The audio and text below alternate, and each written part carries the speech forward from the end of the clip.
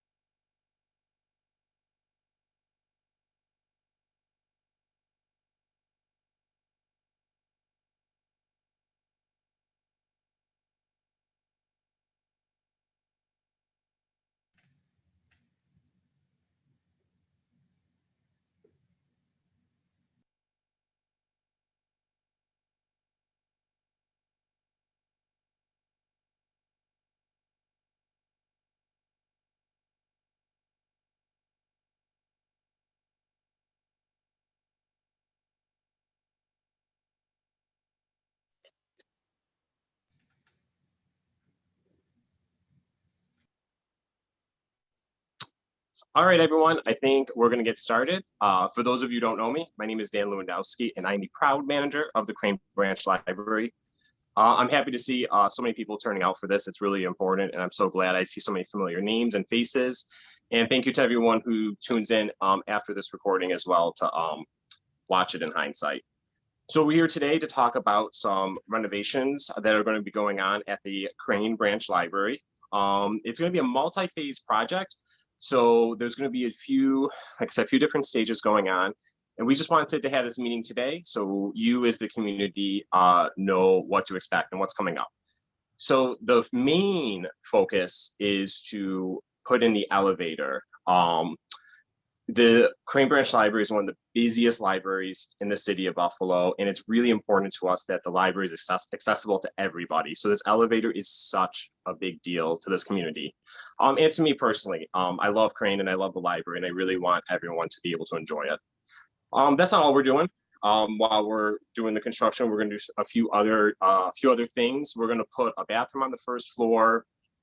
And there's going to be some other upgrades to the building that I'll let Peter get into because he knows those ins and outs so well. But my main job is trying to be the liaison between the community and what's going on with construction. So I have listened to a lot of the feedback everyone has given me about what makes the Crane Library so special. And we want to make sure you get the library that you truly deserve and it meets the needs of our community. So like I said, my job is to kind of be the liaison between the two. So it's really important to me that this project is successful. So please, please, please reach out to me. If you have any questions, any comments, any concerns. I don't have all the answers, but I know people who do have answers. So if I can't answer your question, I'm more than happy to direct you to someone who can. And I always say that the people handling this project, you're all in such good hands. Peter is the principal of architectural resources, and his family uses the library. He's part of the community. I've seen him at many programs, so I'm going to turn the floor over to him, and he's going to have some good information for you all. Well, thank you very much, Dan. And as you've said, I'm honored to be involved with this project as it is my neighborhood library. Our family uses this almost on a daily basis. We probably take out about a few thousand books a year, as Dan knows. And even through COVID, the library staff has been great about assembling those books and getting them ready for us when we just go to the front door to get them when we couldn't come into the library. So thank you for Dan. Thank you, Dan, for that. And as I affectionately know Dan as Craftman Dan, who my children regularly participate in the Saturday craft experience and look forward to it every Saturday. We're really missing it now, Dan, but we're hopeful that that comes back soon. And it's been a pleasure to be a part of the Crane family. And as I said, we're really fortunate and honored to be collaborating on this project. I'd like to thank the folks at the library stakeholders, Mary Jean and Ken, and all of you that have been involved in the library, as well as the city of Buffalo for working through the procurement of this project, as well as the New York State Office of Parks and Historic Preservation. So all of the folks who have been involved behind the scenes have done great work to make this project possible. As you'll see in the slides, when I think Joy is trying to bring those up now, the total value of this project is about $3.5 million. So this is a substantial renovation to the project in keeping with the requirements of the New York State Office of Parks and Historic Preservation. So on that note, I'd like to begin. As you can see, a render of the library with the new elevator that is going to be constructed at the front of the library, fronting on Elmwood Avenue. Next, Joy. So an overview of the work that's going to happen, as Dan stated, phase one is simply a portion, the north portion of the library at the corner, and it's going to be constructing the new elevator and entry sequence into the building. We're also going to be providing a new restroom on the first floor, along with drinking fountains, and on the second floor, 2 new toilet rooms. For the most part, these will not be used until the completion of the project because there's going to have to be enabling work that happens on the second floor. And the schedule for this work is to start in about a week, March 1st, 2021, finishing up in about 5 months or so in the summer of 2021. So this first phase of the work is going to happen pretty quickly. As I said, the library is going to remain open for the most part. You're going to go through the doors that you currently enter into the library, and you'll have all the first floor amenities, books, etc., available to you throughout that process. A few months after the completion of phase one, the expectation is we would be starting the phase two renovations, and that's in late fall of 2021 to be completed in the summer of 2022. And I'll go over that in the following slides as well. So Joy, if you could advance to the next slide, please. So these are the main pieces of the project. The rain garden will be relocated and the vegetation there will be protected. It most likely will be on the south side of the building in the future. And the new entry suite sequence and the elevator, as you can see pictured here on the slide. Next, Joy. So in a little bit more detail, the work that is pochade or colored in light orange is the work as part of phase one. So as I said, new restrooms, drinking fountain, or restroom on the first floor and drinking fountains, new elevator and building entry sequence, as you can see pictured there along Elmwood Avenue. The existing entry remains open. Next. On the second floor, new toilet rooms as well. And then the elevator, which is going to provide the ADA compliant access up to the second floor, which is one of the key drivers of the project. Currently, the second floor is really inaccessible to individuals in wheelchairs. So this is a welcomed addition to the library for sure. The entirety of the second floor would not be available during phase one construction. And as I said, most likely will not be used until the completion of the entire project in the summer of 2022. Next. So here's the work of the second floor. We're going to have new public meeting rooms, as you can see pictured from the arrow there. Integrated technology is going to be a large part of the work that's involved. We're going to have enhanced reading areas. You can see the new entry sequence, the area into the center of the library. And it's also going to provide considerable enhancements for the staff areas, improving the staff experience. On the second floor, we'll have new event meeting space, as well as a meeting room. And a future phase will be the roof area that I believe Sean Ryan is going to speak to a little bit later on in the presentation. Next. So here's a couple of renderings of what the library is going to look like in the future. This is a view from the new entrance. This will be after the completion of phase two. You can see the vibrant colors now, reworking some of the desk areas. It's really going to be an engaging and welcoming condition now on the first floor. New finishes pretty much throughout. And a second rendering of the enhanced children's area within the library as well. Again, seeing the vibrant colors. The windows are going to remain where they are. They're going to be upgraded with the requirements of the New York State Office of Parks and Historic Preservation with thermal pane windows. And that bump out very nice area where the plantings are on the south side of the building is going to remain as well in design. So now I'd like to introduce Mary Jean Jakubowski. Mary Jean.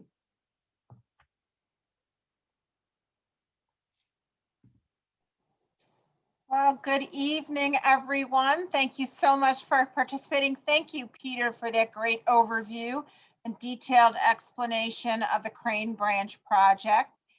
You know, these much needed improvements to this beloved branch would not be possible without financial support from the New York State Aid for Library Construction Program, State and Municipal Facilities Program, City of Buffalo Capital Improvement program, as well as the Buffalo and Erie County Public Library. We appreciate each and every one of them, and I sincerely send out my personal thanks.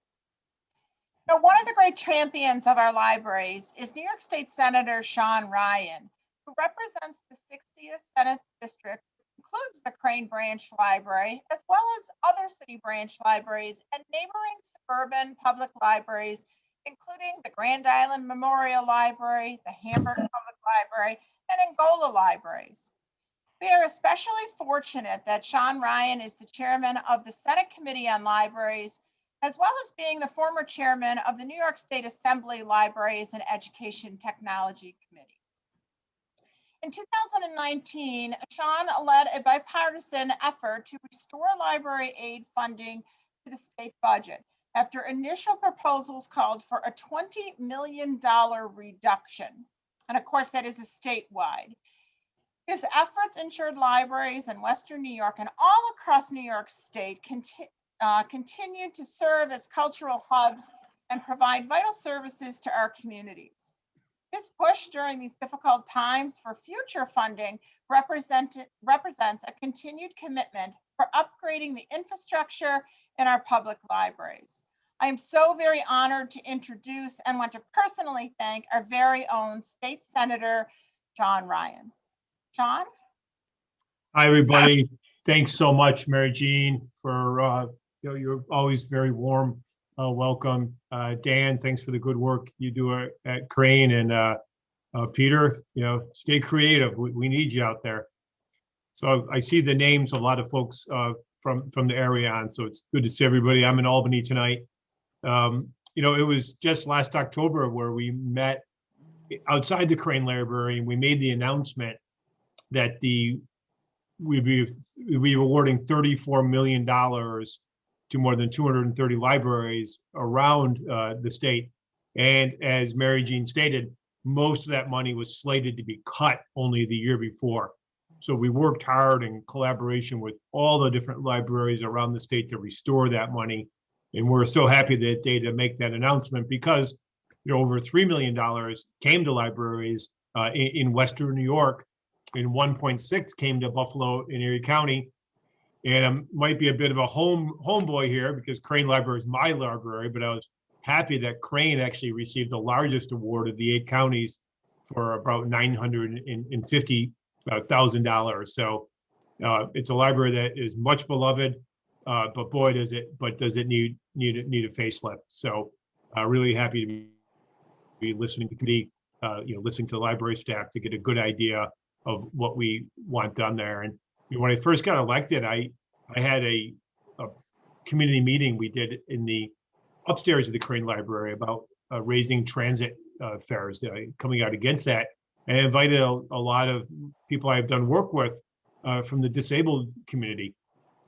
Only then did I realize that the upper floors weren't accessible, and it was such an embarrassment to A, that I didn't think about it beforehand, but then B, to have it come out as the reality. So we're really happy that phase 1 of the project, which is about to get underway, is going to help to make the library more accessible to everybody. And it's going to open that space in such a neat way. It's an interesting library, right? Because it's not one of the old ones. It was built in the post-war boom, but it's a good, solid building. But it does need to come in to the new century.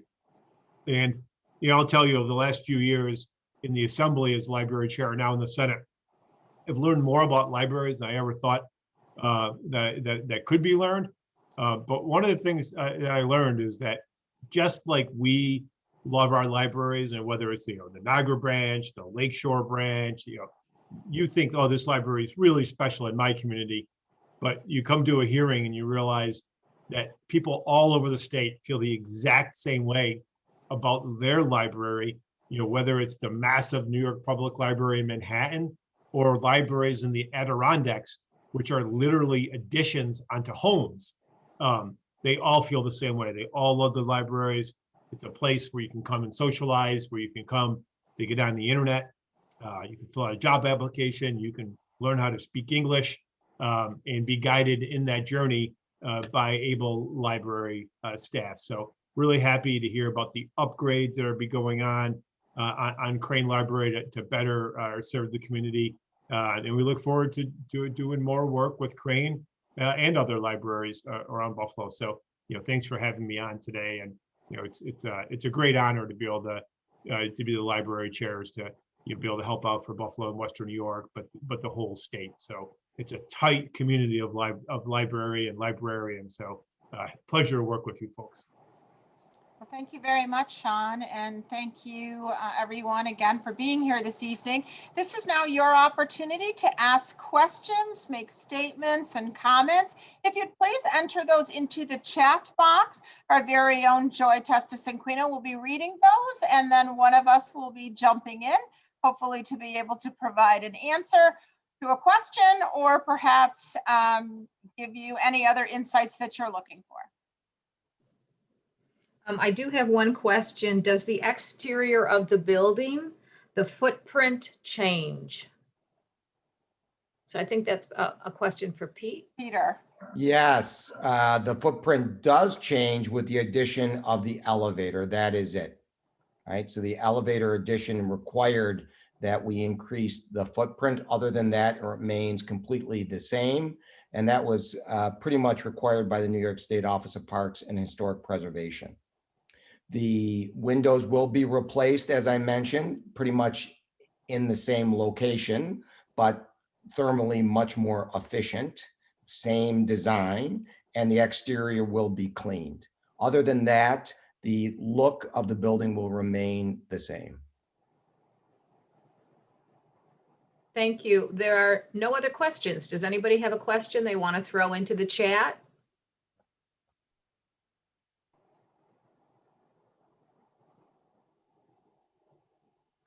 Okay, we do have another one. Will there still be a mid-century modern entry canopy? This is a significant feature of the facade. Thanks for that question, Chris.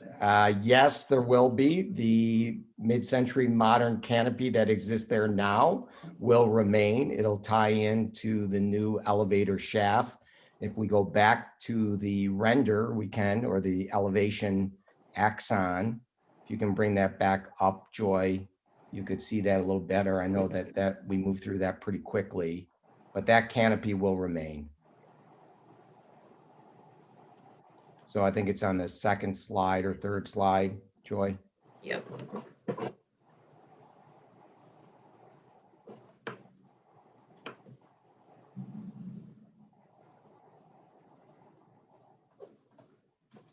Sorry. Okay. So I'll respond to Leah's question as we're bringing up the exterior view. You can see it here as well. There it's pictured. I think that's fine, but you could go to the CAD rendering as well. Move down a little bit further. A little bit further, that There one. you go. Right. So you can see that canopy remains, Chris. To Leah's question, the library will be open during construction of phase 1, except for a couple week-long shutdowns. During phase 2, the library will need to be closed for most of that construction period. We don't know the extent of time that it will need to be closed, but it's going to be renovating comprehensively the first floor and second floor. Well, Okay, the next question, will the number of books on the shelves increase, decrease, or remain the same? Dan, I'm going to let you field this one. I believe it remains the same. I remember during talks of construction, I pointed out how heavy our circulation is, and you should have seen me crawling inch through inch of that library with a measuring tape, measuring the inches of shelving. I don't have those specific numbers on hand, but I definitely have them at the library. But now they will understand, though, there will be almost a gap though in our shelving capacity. What we're in the process of doing right now is we're prepping for construction. So that involves a lot of pulling books off shelves because we're going to temporarily lose some shelving in our fiction and nonfiction section. So we've been shifting, we've been working magic. I don't know how I'm getting books to fit in places, but it's working out great. So if you want to pop in and see, and I can give you those numbers, or also my email is going to be attached at the end. You can shoot me an email and I'll be more than happy. I have the actual inches of shelving. So it might be good if we could bring up that the floor plan rendering of the first floor. I think that was the last slide, Peter, that you had done. It does show a significant change in the interior look, which means that shelving will be moved into different areas. And the traffic flow is the intent here. One more up, go back up, Joy. One, there you go. If you take, you can't see my screen, but if you take and kind of look around on the left-hand side, you'll see a multitude of shelving, and shelving is moving out into the interior. And that is to create a traffic flow pattern, as well as to create these very unique spaces that people can sit and they can comfortably read, whether it be in a children's area, a young adult area, or a children's area.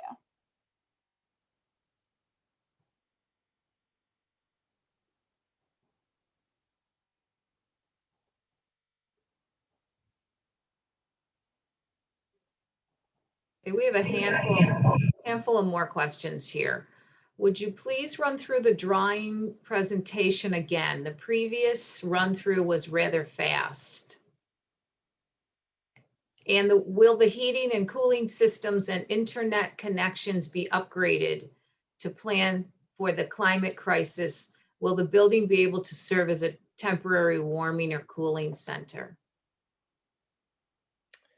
Well, why don't we go back to the floor plans to respond to Catherine's ask of going through the presentation a little bit more slowly. So I can do that. So why don't we start with the first floor? Going down, Joy, please, next. We'll get right to, so starting here, as we said, the exterior work is going to be the addition of the new elevator shaft and the new entry sequence. The canopy remains.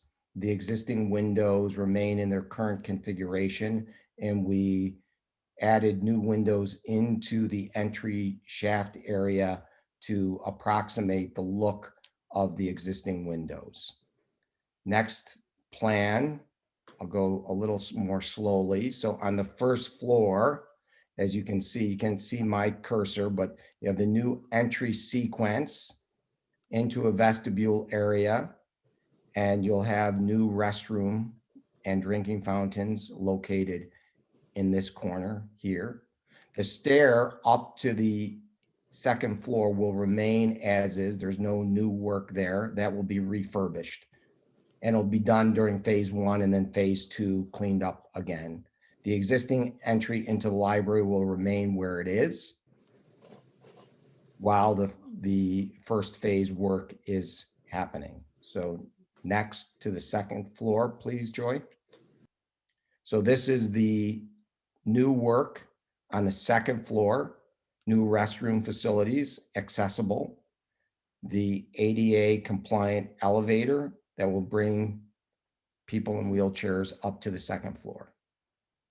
And that's the extent of the first floor work, except any preparation work that needs to be done on the systems to allow for the second phase of work to happen. So now going to the second phase. As we said, this isn't going to happen until after the first phase is complete. A few months after that, we can go to the second floor, or sorry, the second phase, Joy. So next slide, please.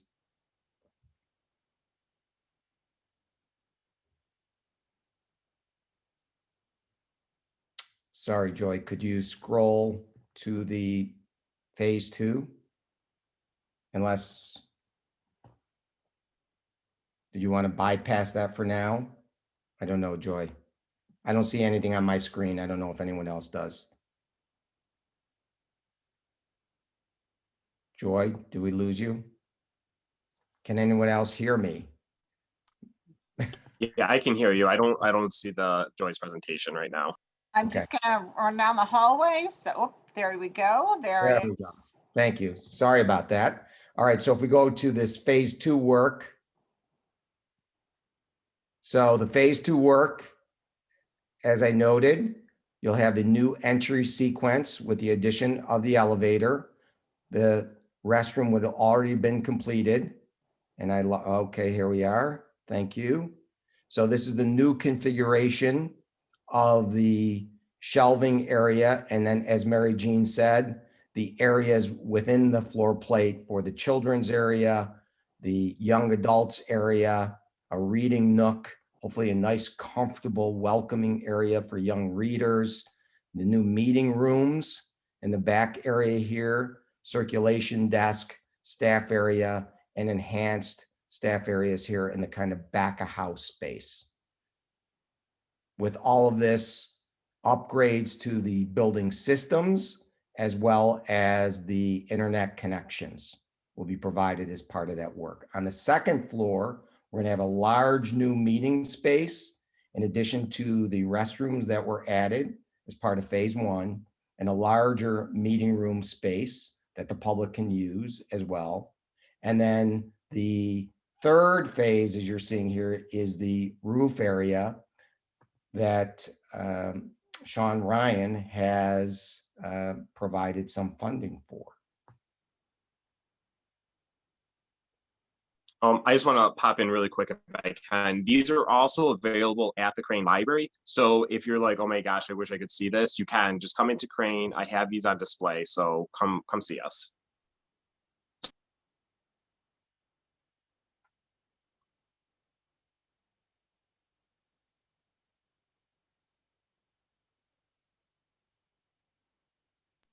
So we have a few more questions.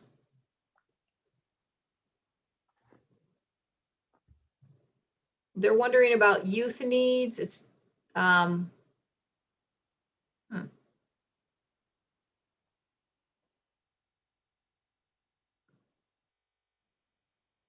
okay, here it is. Sorry, I'm seeing pieces of it here. Young people are tomorrow's library users and supporters, making comfortable large story corners and places for teens to congregate are important. Sound is an issue, and I am wondering how this will be addressed. The picture of the children's department looks attractive, but I'm wondering if there will be any upstairs availability for our younger patrons. What about space for the unseen tasks that librarians need?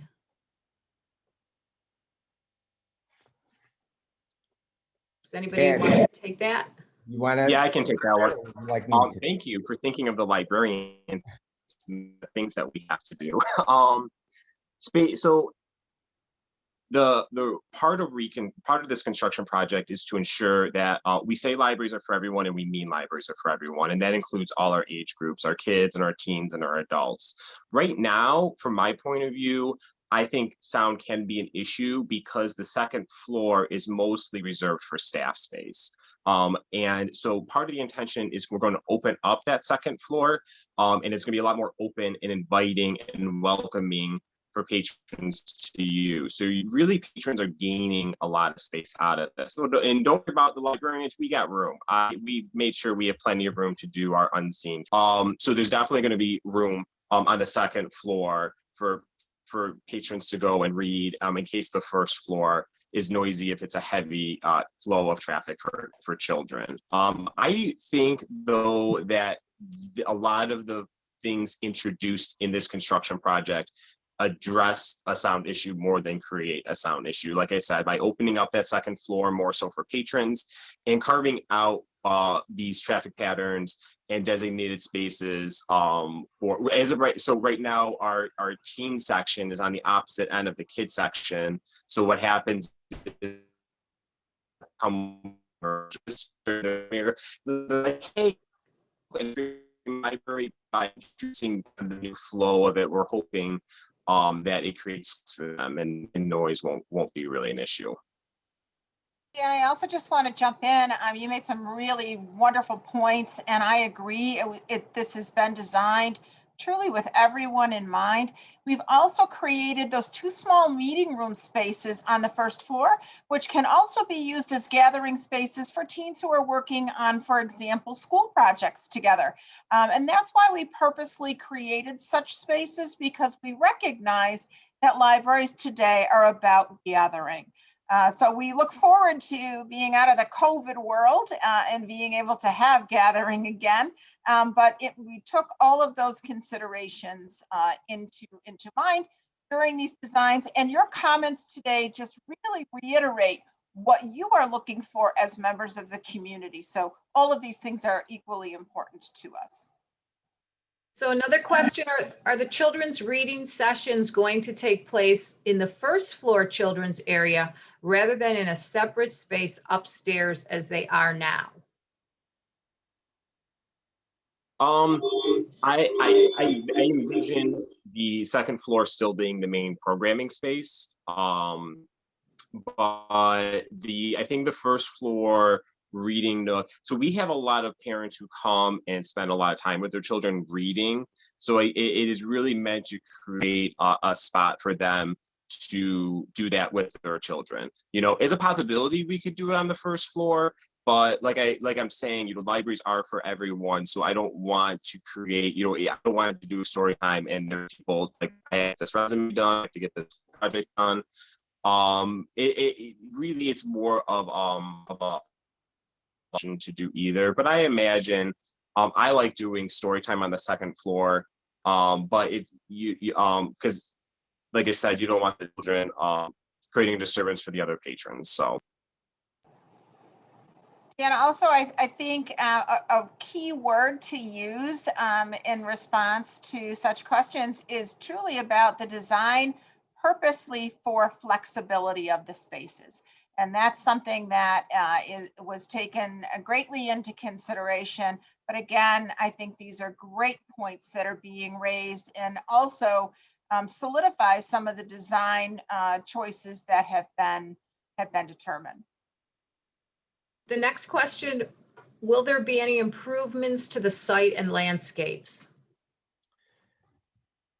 So yes, there will be. As I mentioned, the existing garden in the front where the elevator is going to go is going to be relocated to the south side of the building. We don't know exactly where yet. That's part of phase 2, but that'll be determined somewhere along that south side or the Highland Avenue side.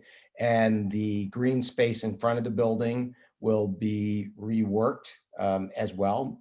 I don't know the extent of landscaping that's going to be done there yet. It's going to be part of phase 2, but at least the lawn will be replaced in kind in that location. It looks like this is part 2 of that question about the children's reading sessions taking place in the first floor children's area. They're asking because the second floor layout shows conference tables rather than loose chairs as it is set up now. So the one thing we currently that's kind of like how it was how it's designed still now. Our programming space doubles as a meeting room, and that's kind of what Mary Jean was saying earlier. The libraries are now being designed for this flexibility in mind. We can shift between the two. In the morning we do story time, but in the evening we can change, move the tables, bring out, put the kids' chairs away, bring out the adult chairs, and then switch to a conference room. That is how it is now, and I think it works really well. It gets my steps in, and like I said, we can accommodate more things and for our patrons. Someone writes that they've spent 30 years as a storyteller many times in Buffalo's public libraries. Sound is a consideration for not only the other patrons, but for storytellers, performers, speakers to be heard and with minimal interruption. Would the small meeting rooms address this issue? Would they be carpeted or have comfortable flooring for young listeners? The flex rooms on the first floor are more designed in mind of not programming, but patrons using those rooms as like study rooms and things like that. They're not designed so much with programming in mind. So it'd be a good escape from the noise, but I didn't anticipate using those for story time. And to add to that, Dan, the sound attenuation would be handled to some degree by the acoustic ceiling tile that's provided on the ceiling. So we hope that that will address, you know, a good amount of the sound in this space. Carpeting will be available, I think, in some locations where we want to make it a more comfortable area, more area rug type, you know, placement. But for the most part, as Mary Jean and Dan said, the idea is to have that really be flexible space as it currently works in many ways, that things can be moved around quite easily when you're doing the craft events or story time. Some of that can happen up on the second floor as well. So there's very little fixed furniture. The idea is that we can move it around so that we can have maximum flexibility to accommodate a variety of activities that are going to happen on both the first and second floors. I'm going to say a question again, because I included it with a question earlier, and I don't think we've fully answered it. Will the heating and cooling systems and internet connections be upgraded to plan for climate crisis problems? Will the building be able to serve as a temporary warming or cooling center? You know, I don't know the answer to that question as a temporary heating or cooling center. I'd have to look further into that. But yes, the mechanical systems are being upgraded as part of this project. Could they be used? Sure. I don't know the extent of emergency generator capacity. I don't believe that that was included, but I'll check on that. Okay. Thank you for the question. Thank you. Will the crane continue to make second floor space available for neighborhood meetings? Absolutely. And I think this is one of the key benefits, as Assemblyman Ryan, you know, said, that, you know, the fact that we are able to make this space accessible and open up that beautiful roof space. We're looking at the potential of some plantings around the roof. That's going to be a wonderful space, not only on the interior of the second floor, but also bringing that those meetings or larger gatherings out to the exterior is something that we very much look forward to. So yes, that's going to be able to be used for a wide variety of public meetings and events. All kinds of things, music, poetry, other types of meetings, as Assemblyman Ryan said, with transportation issues. Okay. Please consider the interior finishes to respect the mid-century qualities and warmth. The interior finishes are quite sterile. Well, I think the interior finishes currently may be a bit sterile. The expectation is absolutely, we're going to want very warm features. I think if we go back to the render, you can see that there's an extensive amount of wood, which is indicative of a mid-century modern architecture. If you look at the work of Charles and Ray Eames, the colorful conditions that are there in mid-century modern work is a key aspect of that. And we feel that we accomplish that not only in the form of several of the components within the design, but also in the color and the extensive amount of wood, as you can see pictured here, which is sensitive to mid-century modern design.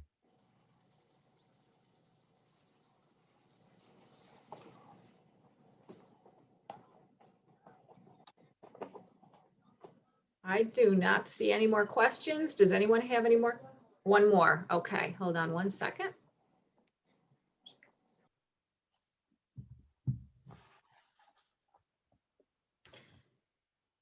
Can we approach the city about making the pedestrian crossing safer?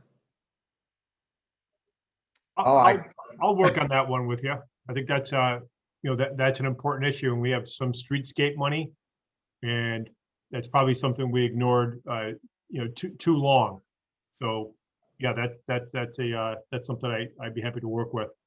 So Senator Ryan, why don't you and I have a conversation on that? I know we're meeting twice in the next week or so. So we can have a conversation on that. We certainly would write a letter of support to have something, you know, taken care of there. I think it's a very valid point, especially given the walkability of the community and the fact that the purpose not only is to refresh our library, but to be more welcoming to the community in this location. So fabulous point. Thank you for raising that. I don't know who asked that because their name's not up, but if there's something you want to make specific points about, or if you have a specific interest, call my office at 854-8705, and we'll definitely, get more details from you if you have something more in mind than that. If not, we'll take it and we'll try to move with it. Well, thank you for that, Senator Ryan, and thank you for that question. Excellent point. As a family that lives on the west side of Elmwood Avenue, we kind of take our lives in our hands when we're crossing, especially with young children, to the library across Elmwood Avenue. I think that's a great idea. I'll be behind it and certainly do whatever I can do to help out in that matter to calm that traffic and provide the necessary crossing. So thank you for that point. I just want to pipe in really quick. Pre-COVID, I had met with the Elmwood Village Association, and they are totally in support of a crosswalk. And we had some talks about ways that we can make the park, because the Elmwood Village Association sees Crane as the connection between residential and commercial. So Elmwood Village Association is really sensitive to that, and they do things to try to make that area more walkable.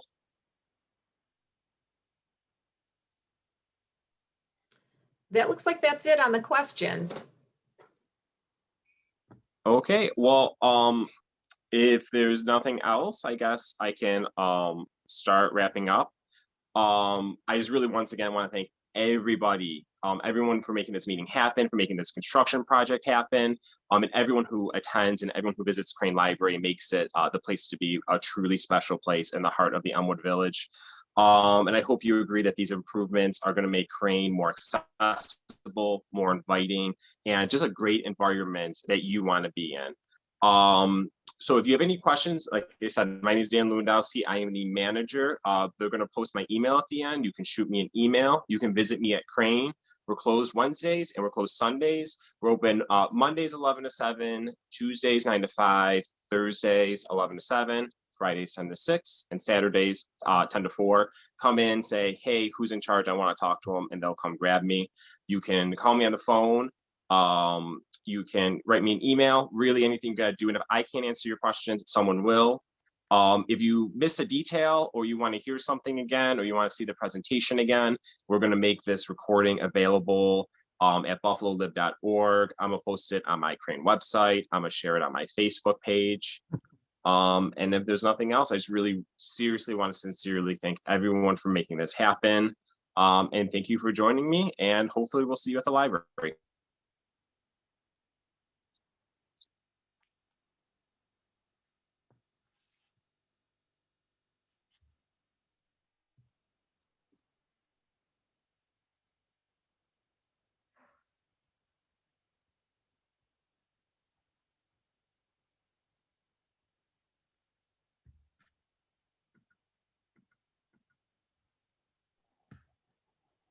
Thanks again, everyone. Have a great evening. Stay safe, stay well. Thank you. Good night, all. Good night.